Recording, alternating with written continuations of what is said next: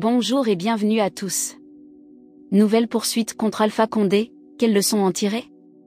Plus de 2 ans après sa chute, l'ex-président guinéen, Alpha Condé, qui vit en exil, fait l'objet de nouvelles poursuites engagées par la justice de son pays à son encontre. Avant de commencer, assurez-vous de vous abonner sur la chaîne et d'activer la cloche de notification pour ne rien manquer de nos prochaines vidéos. C'est parti.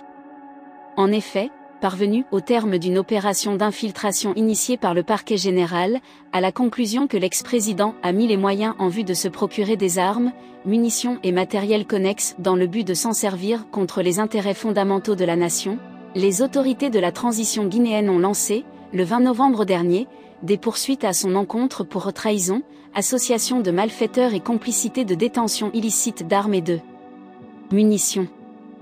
Les mêmes poursuites sont engagées contre l'un de ses fidèles lieutenants et militants actifs du Rassemblement du peuple guinéen, RPG, Fodé Moussa Mara, surnommé Général El Sisi, qui a été arrêté le week-end dernier dans la capitale guinéenne.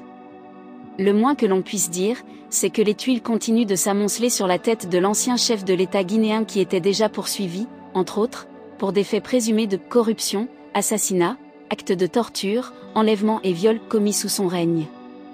Les tuiles judiciaires qui s'amoncellent sur sa tête sonnent comme un retour du bâton, à l'heure de la reddition des comptes.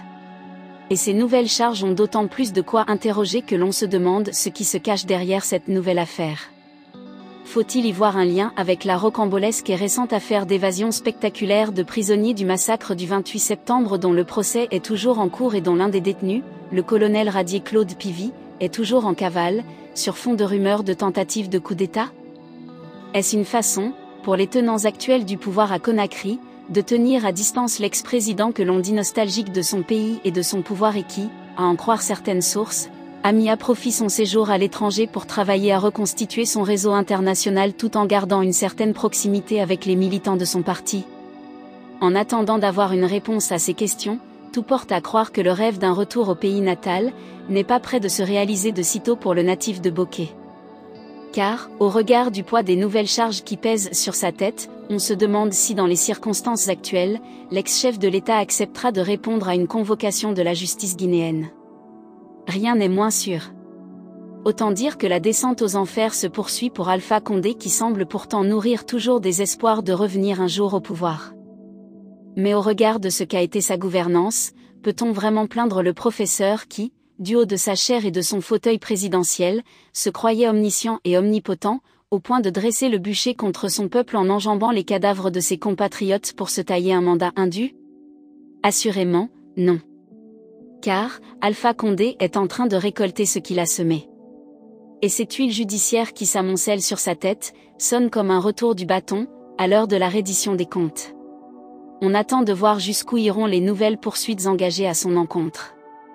Et cela devrait servir de leçon à tous ces princes régnants qui se laissent parfois griser par le pouvoir en oubliant souvent qu'ils ne resteront pas éternellement forts. En tout cas, tôt ou tard, chacun répondra de ses actes. C'est pourquoi, ces déboires judiciaires de l'ex-homme fort de Conakry revêtent un caractère pédagogique. C'est le lieu d'inviter les dirigeants africains à faire montre de gouvernance vertueuse pour se mettre à l'abri des déconvenues de l'histoire.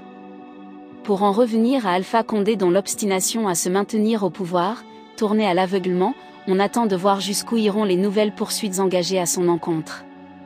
Et surtout ce qu'elles révéleront de cette affaire qui ne manque pas d'interroger, au moment où la transition guinéenne peine encore à donner de la lisibilité à son calendrier de retour à l'ordre constitutionnel et semble elle-même prise dans des tourments, avec un Claude Pivy qui reste désespérément introuvable, après sa spectaculaire évasion dans les conditions que l'on sait. Ceci expliquerait-il cela? L'histoire sans doute le dira.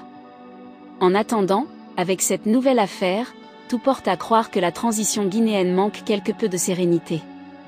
À moins que ces nouvelles poursuites engagées contre l'ancien président ne procèdent d'une stratégie de pure diversion destinée à endormir le peuple par rapport aux objectifs de la transition. Ou encore de la logique de tenir l'ex-chef de l'État dans un dossier judiciaire où la junte qui l'a renversé et qui est aussi comptable de sa gouvernance pour en avoir été le bras armé, ne court pas le risque d'être elle-même éclaboussée. Le pays.